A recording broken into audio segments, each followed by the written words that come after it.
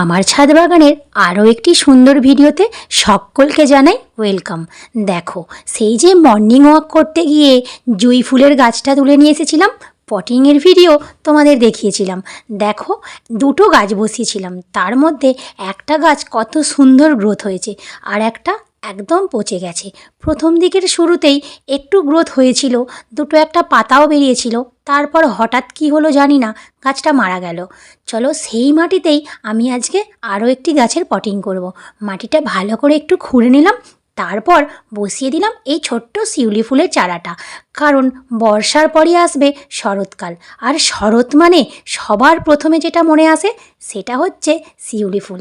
তাই ছাদ বাগানে শিউলি ফুলের গাছ একটা অ্যাড করা যেতেই পারে।